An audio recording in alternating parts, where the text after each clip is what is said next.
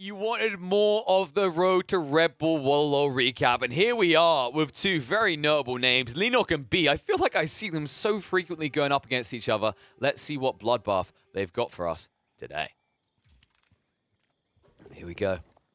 Back into Frisian Marshes. It's actually so refreshing to keep coming back to this map right now. Like, I could probably cast this 20 times in a row, and it would still be fun, because, like, the approaches that people have to open up with are so different, and I'm going to love to see how this one plays out, because Leenock, this is an interesting thing happening here. B allowed him the Mongols. A bunch of other players during this weekend were banning Mongols away from him, as Lee was one of very few players who saw extreme value in this Civ. And I think the plan is to get outpost aggressive early on. B, on the other hand, has gone for the more standardized pick, the most pick choice here so far in week number 2.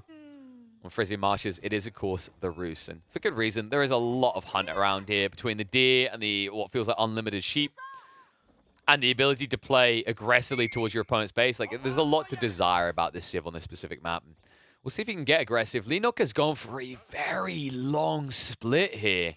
This is another interesting detail to me. Leenock sees insane value in the Mongols. A lot of players recently haven't been feeling the same. And I think this is one big detail. Your wood always spawns at the back in the corners here, right up against the edge.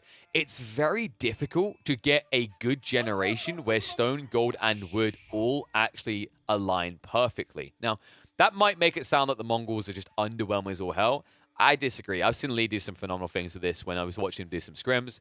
It just isn't an S-tier pick. You know, the thing I like is that you aren't guaranteed the most godly spawn that makes your game super easy. We've always seen those games on Dry Arabia where a Mongol spawns in, and Alta at the moment spawns in, moves a little bit forward of where his initial spawn is. He finds a tree line, he finds gold, and he finds stone all on top of each other like the gods have blessed him. Like, he's out of luck for the year. That, like, if he walked into a casino, all the money in his pockets would set on fire because he's not allowed any more luck. You won't find that luck on this map. Let's see if he can do a good job of yoinking away from B, as it looks like B is getting his own sled dog crew together. And he has gone up to 4 scouts. So far, up at 215 bounty, just past the 2-minute mark. A decent start. Looks like he'll easily crack 350 at this rate. Between the sheep and the wolves being pulled back, and the fact that Leenock isn't intercepting in any way, this should be a really good yield for B. Even finding more wolves on the backside. In fact, are there any left? I feel like he picked it dry pretty damn well. Plenty of sheep to return also, so this should be probably, I'd say, about 380 at this rate. Might end up being more. Nemo on Leenock space, how we look on the opening. Is moving out with the gold now. Going down. Did start with the stable, and I think this is a difference between Leenock and a lot of players. And actually, I think because Leenock's been doing it so much, more players are sort of catching on at the moment, is playing into the stables opener as opposed to the predictable racks opener. And it offers up as opportunity to go for outposts later on, but also allows you to control the midfield and block people out of key objectives. So I don't mind it, and I think this is the right game for it because Leenock otherwise is very exposed with this spawn. B, not feeling so exposed. 355 bounty. I love how happy the sheep always are. Little do they know. They're like, yes, you're not killing me out in the field. Yes, but once we get back to base. So that'll be 8 more sheepies. So 395 bounty overall. Really good opener for B. Oh, wait, no, even more. So that's going to be 410. And he also missed a deer.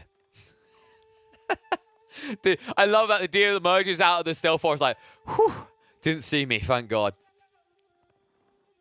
I think every other deer is dead, though. This right here is Bambi. No. Okay, B knows. Damn. Shortest reiteration of Bambi I've ever watched. But damn good score coming out for B. Leenock did at least grab a bunch of sheep to take back home, so that'll float his economy for a while. Looks like he's got 6 and 2 being gathered from. Actually very uncomfortable for Leenock to have such little food. He's going to have to actually fight out of his base quite soon. One strategy I'm intrigued to see if Mongols will start to utilize is, you notice Leenock, he moved in and he pulled back with the TC. I would be intrigued to see if some Mongol players will start pulling forward. Because if you pull forward, look what you've got here. Gold, stone, berries. Obviously, the spawns aren't always going to be guaranteed this exact way. But you get your wood line, you'll usually get at least your gold, if not your stone as well. And then nearby, close to your TC, in a Gur situation actually on offer, you can find your fish. I actually think this might be a future play. Another cool thing is if you go hyper deep next to, say, this relic, you always find these wood lines next to the fishing. So you can actually get wood and food locked up and then have gold reserve behind you. We'll have to see, though. I think that this is a cool thing that we're going to watch evolve in the coming weeks. By the way, Frisian Marshes will be making a turn in week number 3 of RedBull Wololo as a selectable map in Best of Threes and beyond. So I'm excited to see it come out more and see the meta actually evolve further. B, he says, none of this outpost shenanigans. And at this stage, Leenock's like, well, I might as well complete it, but it's not going to be worthwhile anyway. A few villagers being stabbed low, but just not enough horsemen to kill off anything in the end. So outpost will go down. And that's just going to be wasted wood. Did idle some of B's eco, but didn't kill any in the end. So B will still keep that 1 villager advantage. And with 1 knight coming out, actually, that's going to be a 2 villager advantage. Whoopsie. This is the tough part of playing into horsemen the way the Mongols do up against the Rus, because they will go into knights, and most Mongol players don't heavy spam horsemen. They tend to let up at a maximum of 4, and they just try to prowl the midfield. And it means that they can never go wherever the early knights are, as you're seeing now. We'll see if Leenok does choose to double down. Right now, instead, he's just trying to defend his equity because he knows that knights could be coming for his base. And we'll move into assault. Able to snipe out 1 villager here. B, caught moving aggressively. I think he was moving towards Leenock's base there, looking for a counter outpost rush. Well, not a counter, but if you think you can do it, watch what I can do moment.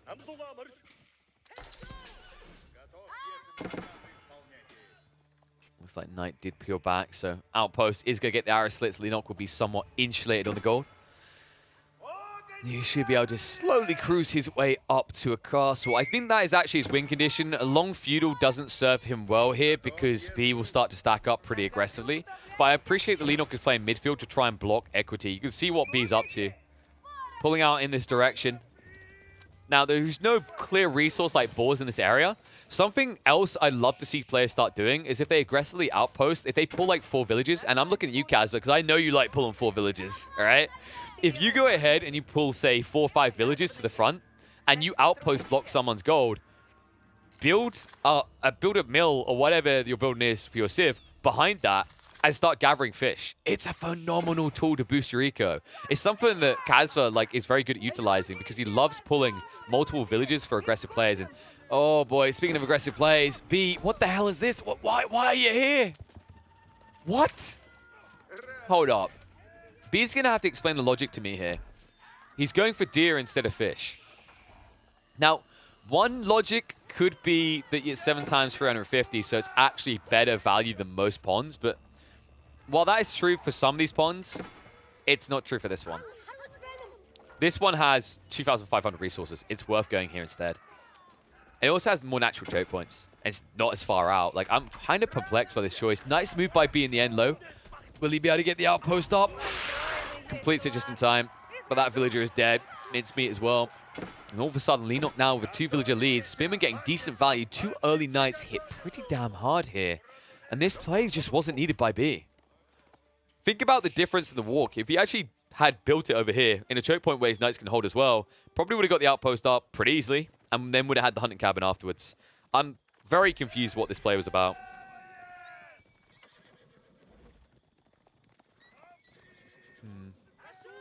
I'm racking my brain. I'm coming up short, though. I wish B was in the chat right now so I could kind of query him on this one.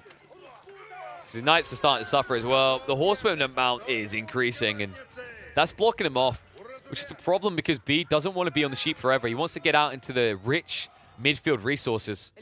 He only has 2 villages out here. He did go for a secondary TC, the timing on which is terrible. Leenok spots it. Khan gave the vision. Horseman will move in for a little coup de grace here. And B boxed in. Awkward situation because now he made this investment into a TC. Even if he deletes it, that's 700 resources wasted. He does at least snipe out the Khan, but now he's going to be forced to delete the building. In fact, if you don't, you're just going to lose the full sum.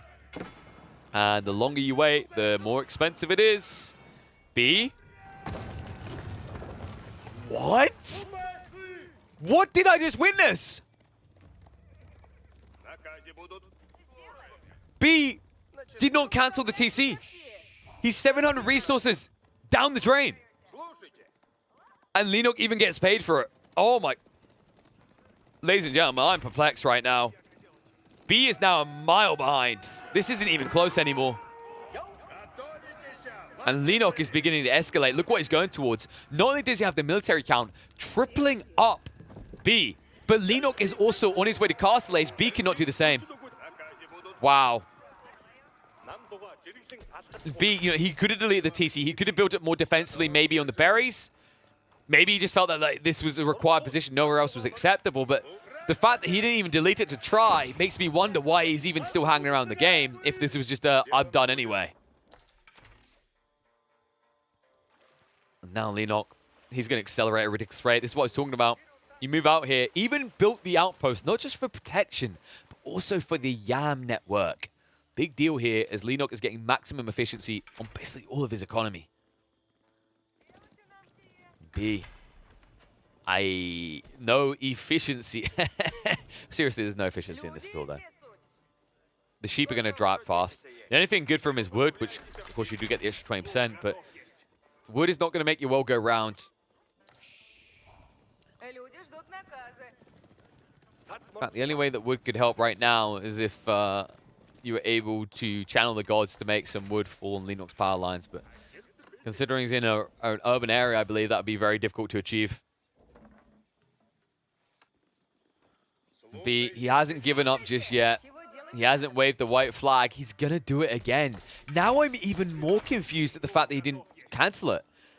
The confidence, I don't even know why he'd be confident. Watching that, there was no way he was ever going to get the villagers across in time to keep repairing it before it got torched down. I mean, in fairness, because it's such a low bar, he'd already lost a lot of value, but at least he could have refunded some of it. And now just like an awkward situation. I would imagine that's probably B's fault. He's like, I already took heavy damage to it. I've already lost like 50% if I refund it now. If I can maybe reach it and complete it, I don't then have to reinvest the resources again. Because it is a heavy investment. Like, you know, 700 resource and your opponent burns down 50% of your progress. You know, like, if you delete it at that stage, you've lost 350 resources, right? So maybe that was the thought process, but if that's the case, I don't know. Lag, maybe? I don't know what to think about this because the villagers were nowhere near. The defense force was nowhere near. They weren't even, like, available. Just a very weird play. And B, this is as uncomfortable as it gets, my friend. You now find yourself in this precarious situation where you've gone double TC, and Leenok's a whole age ahead, and you're nowhere near ready. Your eco is pathetic as well. Leenok is 3 ahead, and he's also prepping the siege engineering improved. By the way, I love this detail of Leenok. Look what he's done. This is another cool thing to remember with the Mongols. Like, another reason why you want to play onto the fish. You can just pack the girl up and keep moving around. You get insane value here. Although B looking to get insane value, Leenok will be able to just garrison up and move away. Does have enough room for all the villagers. Those early knights are heavily injured, so one of them will be going down. Second one barely able to get away. And dive in might be difficult now, especially with Springwood upgrades coming in soon. Meanwhile, in the midfield, push forward by Leenok. And archers? What? This makes, like, okay, this is perplexing. Like, admittedly, B probably didn't have anything else he could build, and that's why he does it. But confidently playing out to the midfield when you know that Leenok had an amassment of horsemen already, and you only send them out alone is incredibly dangerous from B. Let's go pay a price for it. Can't able to back up. Knight can't engage. Horsemen continue to pursue. Leenok could actually benefit from actually just clicking past the archers right now, but he'll eventually get through them. The Khan, ambitious to try and kill a mate, but at 300 health, I don't think that's going to happen. B will lose the archer battalion.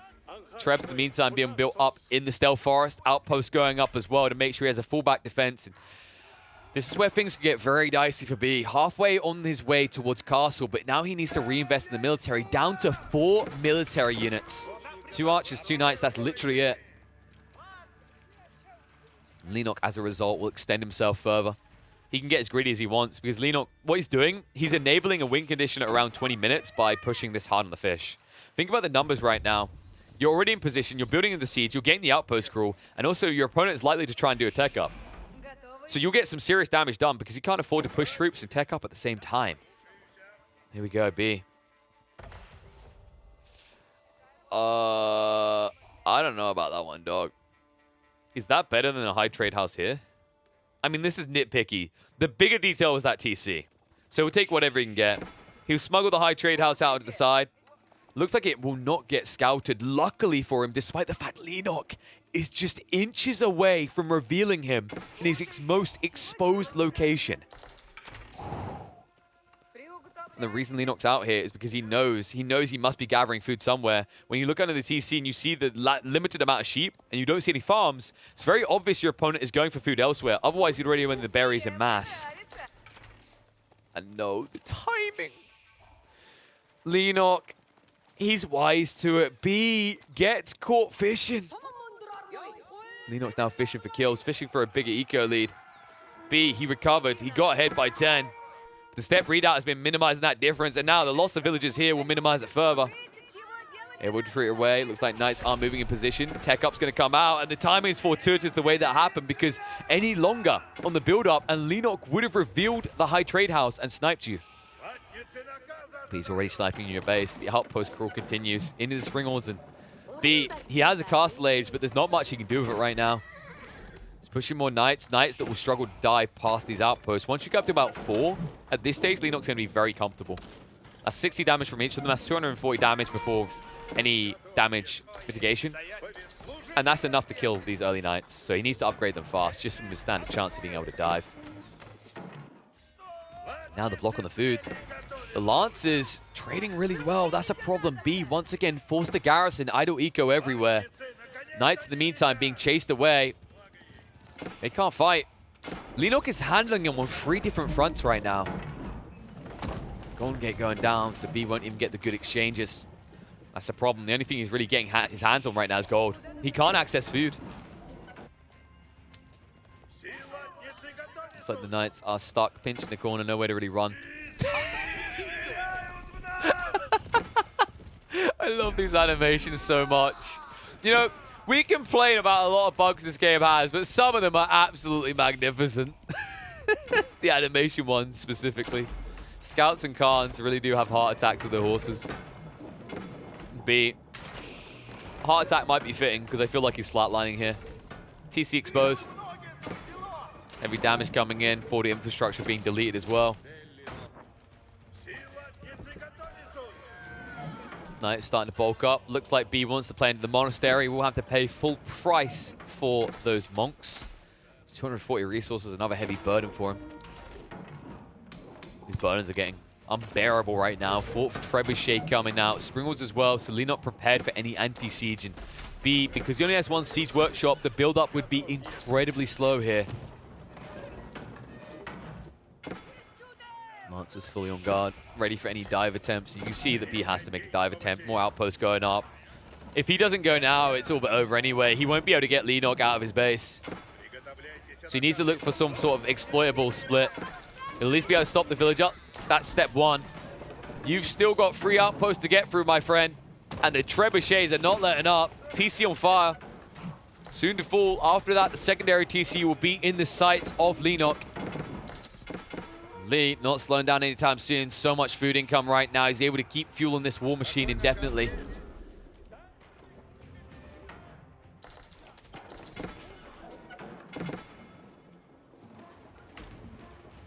Now the Trebs. There it is. Like we said, moving on that secondary TC. And this one won't last anywhere near as long. Oh my god, the damage being done. So B is going to be eco-locked. No more villages. You're playing a finite resource game, at least in the villages available department. Knights riding. Like, look at this. Look at this. This is ridiculous. These are Castle Age Knights, folks. 230 health, 4 missile resistance, and it's a big shrug. And B, I'm surprised he hung in here this long. Glutton for punishment, but punishment done. Map 1 goes to Leenock. And what has he got in mind here? Now, the Delhi seems like a very logical pick. We've seen plenty of people just aggress with this Civ and dominate via the sacred sites. But the interesting part is Leenock is quite the Abbasid connoisseur. I've seen him play a lot this Civ. I think he was warming up on it hard. I think he really kind of like opened his eyes in the early months of the year when he's playing the 3v3 tournament with it and saw that maybe there's some untapped potential. And as we said, in a lot of ways, they have been getting buffed since then. Obviously, they got set back by the berry buff harder than Delhi, but both these civs suffer a little bit more on the food front. And the interesting detail I'm going to be looking towards as this game goes on is the feudal aggression. Because the weird part about the Civ dynamics is that actually I don't think the Abbasids are as weak as they appear against the Delhi. And here's the reason. The Delhi do get some efficiency out of their production efficiency, which you see is researching, efficient production rather, you see is researching right now, which allows you to, the cost of a scholar, increase the production rate of a building to 2 times. So that's on racks, on stables, on archery ranges. And that's a big saving, right? You save 150 wood, you pay 75 gold, because by then you're actually talking about Dome of Faith, which discounts scholars by 50%. But let's look on the other side and think about what savings the Abbasids get. Once they tech up into Feudal, they get their hands on fresh foodstuffs. They're saving 25 food on every single villager. And both of these civs have the same gathering rates on the berries. This difference adds up very fast. And I think it can actually allow an Abbasid player to afford the additional demand here. If you think about it realistically, every 2 minutes, he can afford 1 more military infrastructure in comparison. Because across 2 minutes, you're going to produce 6 villages at half price. That's going to save you 150 resources. So if you allocate your lines differently, you can have that additional demand on your wood instead of your food. And that means that in terms of moving into that mid-match equilibrium, you can actually match the pace, but you do need to exceed it. It's not enough to just match it. The issue you have if you're just like guarding against it is that eventually B will get more value via his scholars. So something to keep in mind of the dynamics of play. The Abbasids can definitely stomp you in the nuts if you don't actually keep them in check.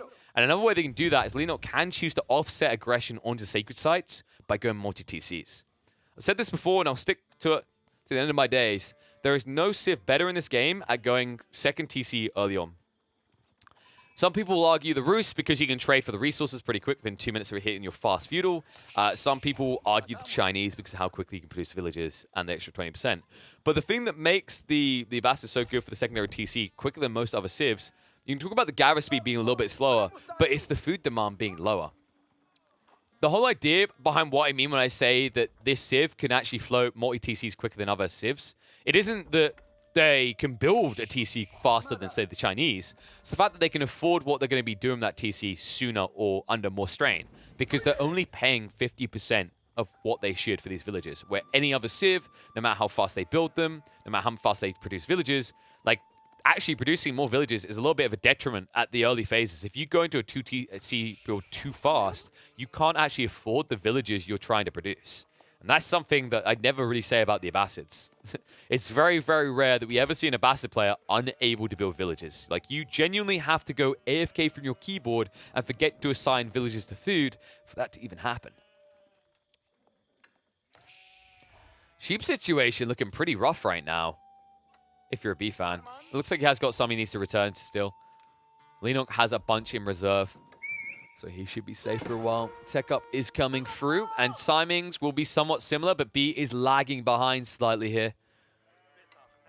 Dome of Faith taking a little bit long, so we'll delay his scholar timing slightly. And looks like Leenock is going to be going to stone, so we'll be playing into the TCs. Could be playing into outposts as well. Already has a scout in the center because he's spotted B trying to get his own outpost down for good reason, actually. B, this would have been a really solid play. If he could have shifted a villager on the left side and built an outpost here, this would have naturally blocked this side. Even walls actually would have worked phenomenally. And then he funnels attention to the center. And this is something that Delhi players tend to want because in a prolonged feudal engagement over time as you amass more troops, you can get value even in this matchup because of those aforementioned heals that come out. Heals that we're seeing right now as the scout can't even kill the villager and will now have to back away. Lee now super hard on that stone. 7 people working there, 9 on the wood line. And this is what I meant about how quickly you build up. Like, you can, once again, you can talk about the efficiency of, like, you know, Chinese get an extra 20% drop off, but 1, they have to stop off for Imperial Official. 2, they don't really have more than 1 Imperial Official early on, so they're not necessarily getting the same, like, value on wood or stone.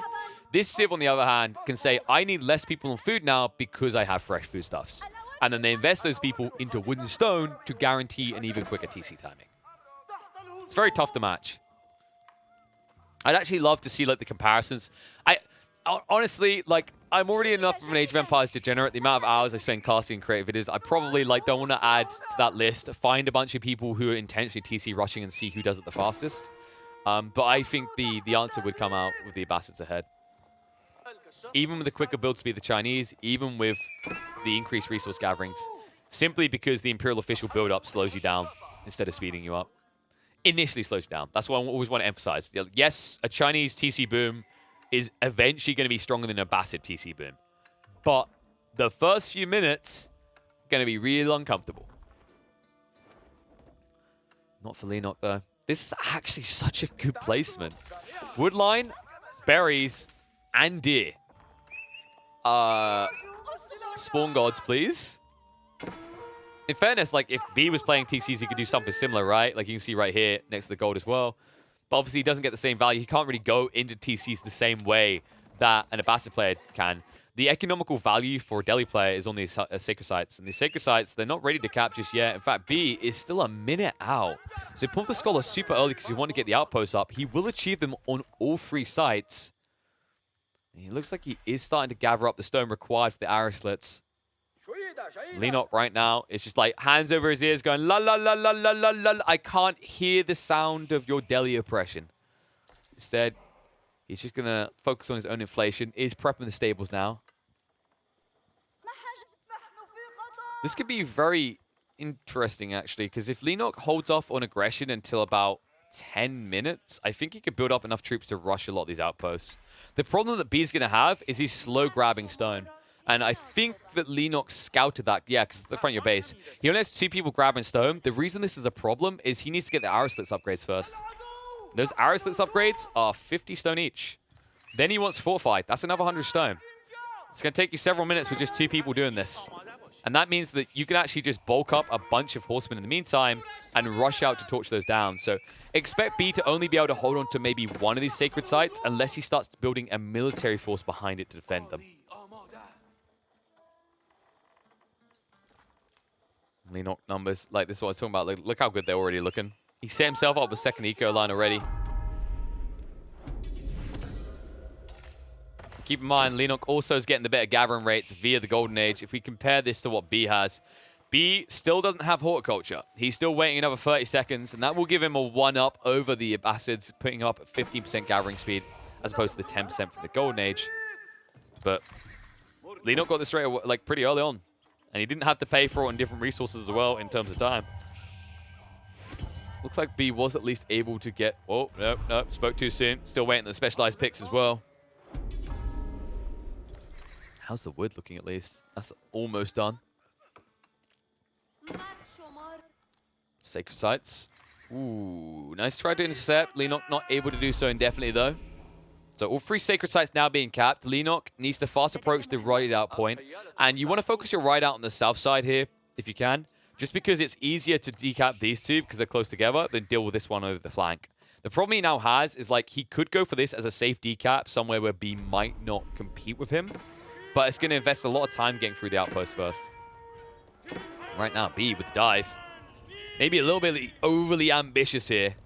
I don't think this dive was even needed.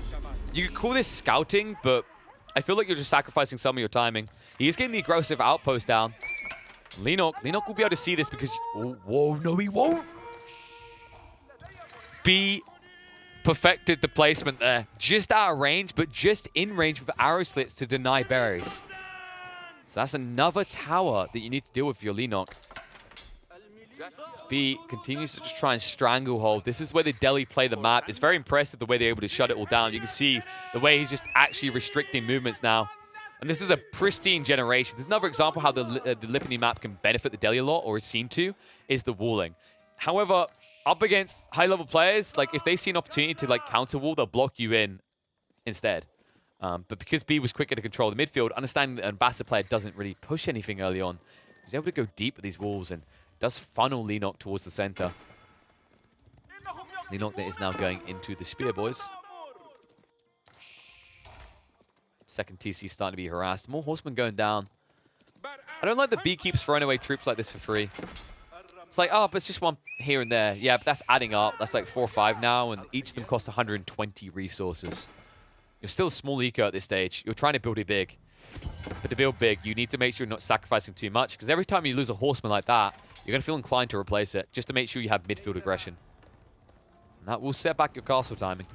Castle timing that you're already ready for in the gold department. The food's lacking behind, though. Outpost being targeted down. B being a cheeky bugger here with the scout for a while.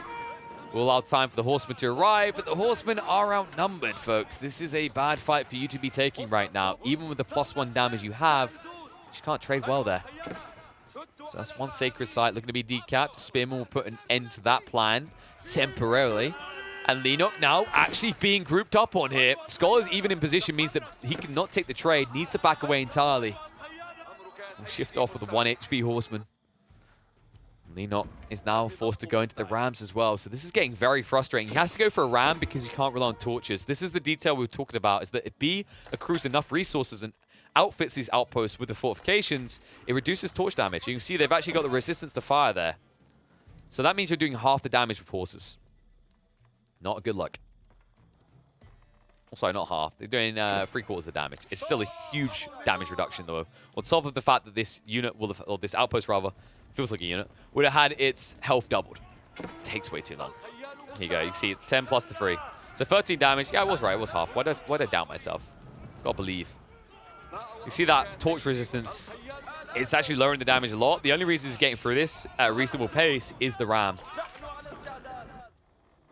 And the reason that was working really well for B is because he was able to condense attention towards one location. These 2 stoneworkers were good enough to get what he needed.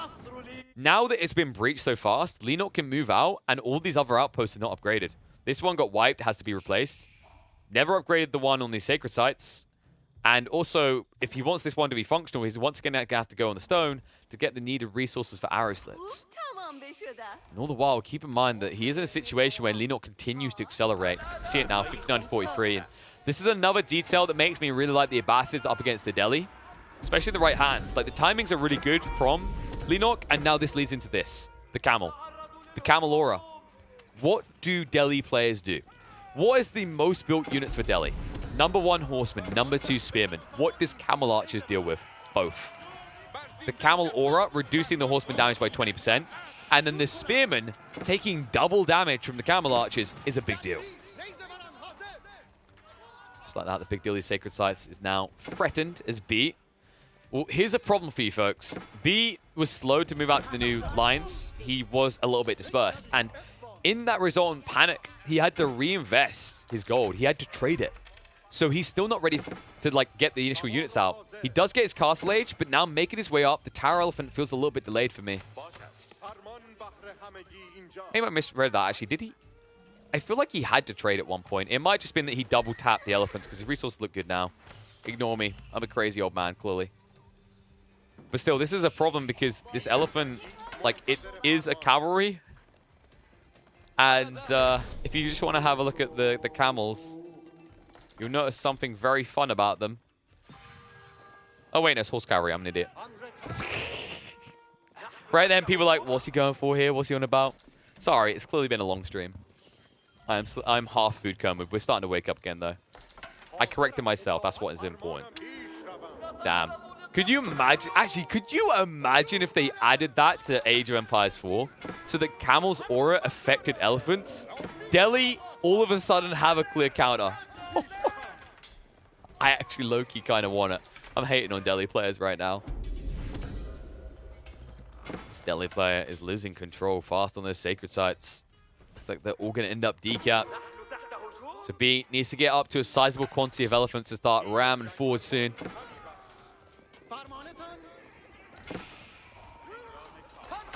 Elite boys do need to be really careful about this. The horseman quantity can be difficult to deal with. I think Leenok is going to dodge battle until he's made his way up now. There you go. And now we should be seeing the upgrades coming out soon. There's definitely value in it. In fact, I think, yeah, I like this approach from Lee. He's going to reduce the cost of all techs first because it's so cheap, right? And it doesn't take very long. Remember, this got buffed. Tier 1 techs used to take a minute. Now they only take 30 seconds. So he's going to wait for preservation of knowledge to be researched before he upgrades his horsemen. But he should upgrade horsemen after that. With the discount applied to them, I'd say in normal circumstances, having 17 horsemen is justification to get the upgrade.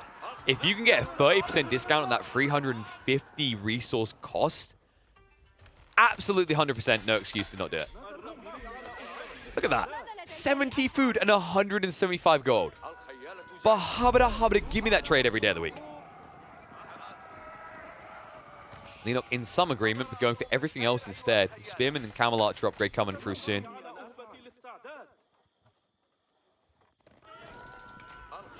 Horseman going to continue to retreat away. Just wasting the time of B. Wololo is going to be a big fat whiff. The numbers, my god, look how quickly they're increasing for Lee. Will it be Lee or will it be B? I'm starting to lean towards Leenock. You need to find a way of slowing down his economy. The problem is B doesn't have a way in anymore. And because he built into elephants, he doesn't have a raid force. He has a kill force. But the build speed on that kill force is going to be slow. And I just realized someone put the elephant ban in, so I can't say that name. Whoops. The Ellie boys, there we go, aren't going to be able to get in easily to chip away at Eco. This force, the way when you build like this with the Delhi, your goal is to slowly breach and take out territory from your opponent. The problem he has right now is he can't fully bulk to go in because he's being actively raided by Leenock. And this raid is going to be very effective. Camel upgrade comes out, 15 damage per shot. Even the textiles, you start to feel the sting. Even more villagers in trouble now. Horseman trying to wrap. Formation shuffle is going to be a saving grace for B. That's a lot of idle eco. Even if you get all of them out, that's 30 villagers that aren't working, and some of them are even dying right now. And all of a sudden, Leenock almost doubling up the villager count of B. And folks, that isn't even his main force. That's the raiding group right now. The main force is on its way. And if B can't find a way to stabilize soon, he might be quickly on his way out. I think the issue for B, he went for the compound defenders, but where has he used it? There's no walling going up. Stone walls could actually save a lot of these problems.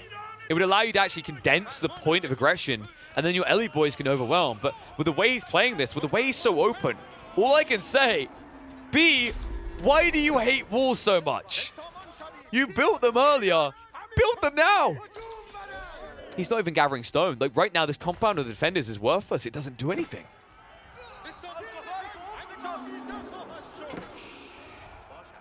Camel Archer's starting to stack up.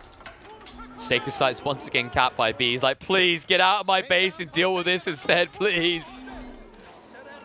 This has to just be getting infuriating right now. Oh my god, Leenock going crazy with it. Wololo coming out. B upside for him. He won't be able to get many troops, but he's at least going to get his hands on 5 relics. Holds his own base at the moment. He needs those relics. He's falling so far behind economically. The villagers once again pulled back. Several more going down. Ellie boy is building up. Now 5 towers in the field. Leenock quickly just dodging him out again. Actively raiding because he realizes this build-up speed is going to slow down as time goes on.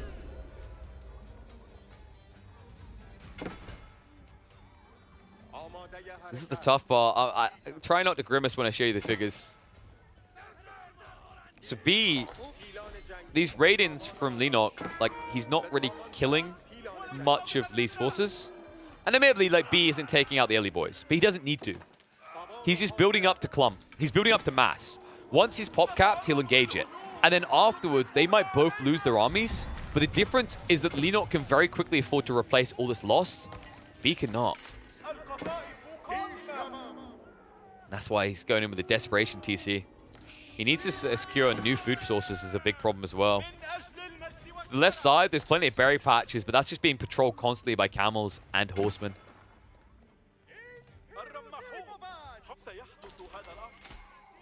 Get that TC back up.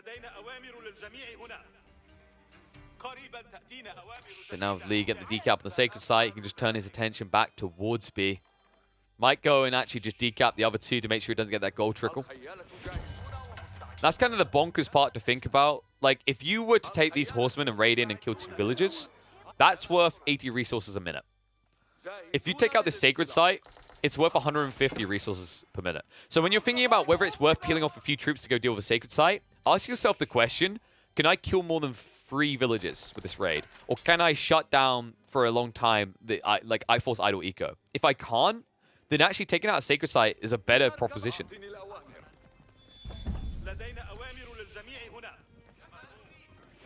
B. Oh god, he got caught again. He's a small eco boy right now. It's 46 to 107. How can you afford to just spam Tower Ellie boys at that level of eco? The answer is you can't. And you can see it in the military count. It's representative there.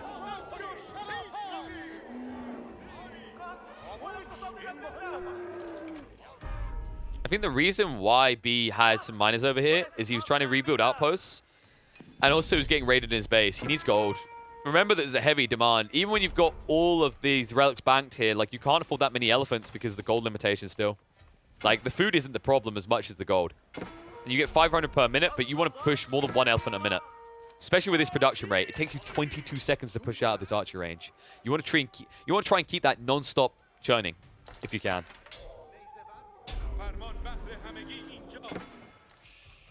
Walls going up. Lee just making sure he's safe.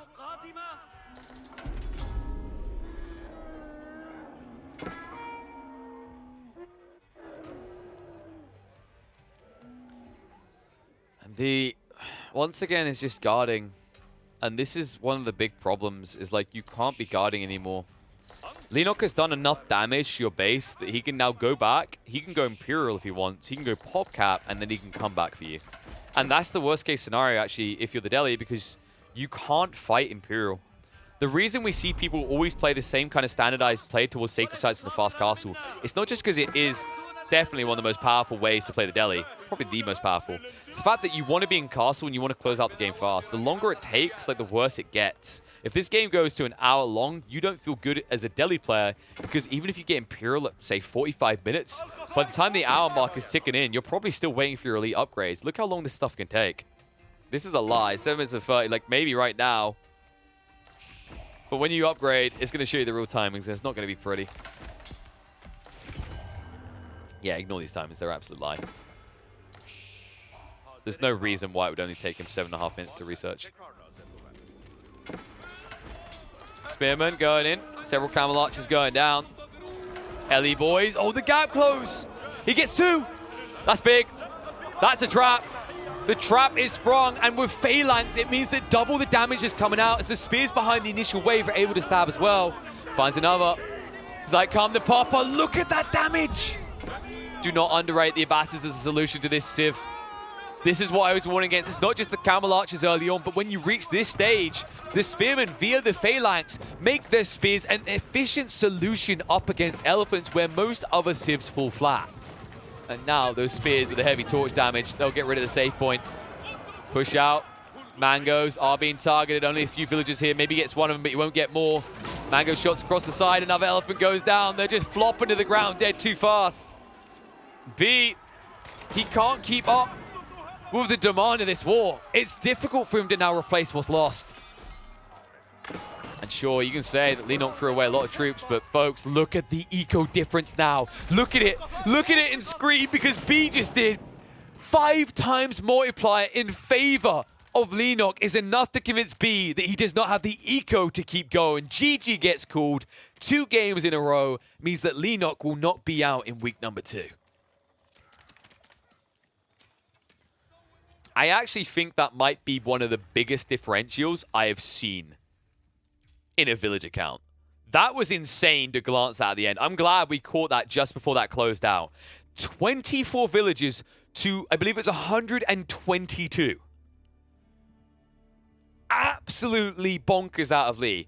And folks, take note here. If you think your opponent's going to pick Delhi, especially on Lipany, this is why Abbasses are good. This is why I've been saying that I think Delhi are better suited to Dry Arabia, a map that is arguably worse than the Abbasids, but still just as good for you. I think people get baited by this double sacred site together without thinking about the downsides by the fact that other civs that counter you are inflated. And I definitely would rate the Abbasids as a good solution to the Delhi, a Delhi Slayer, because of the camel archers early on, which reduce your damage from your horsemen, and then later on, as we saw, the spearmen, when you mass them up, which you can do very easily in the late game. And by the way, if this goes hyper late, we're talking boot camp with increased health, and we're talking Golden Age 3 with quicker production rates. Unlimited spearman push allows you to move in quick and overwhelm these elephants, because you can gap close upon them, and even if you don't surround them the way that Leenok so phenomenally done, just stabbing from one side, usually a big issue for a lot of civs is like you have 4 or 5 people stabbing. Well, you're getting at least double that when you play the Abbasids, because of the phalanx that allows the spearmen behind the front wave to stab over their comrades. Such an amazing play out of Leenok. And I think he anticipated the Delhi. I think it makes a lot of sense why B wanted to pick it here, and he wasn't falling for it at all.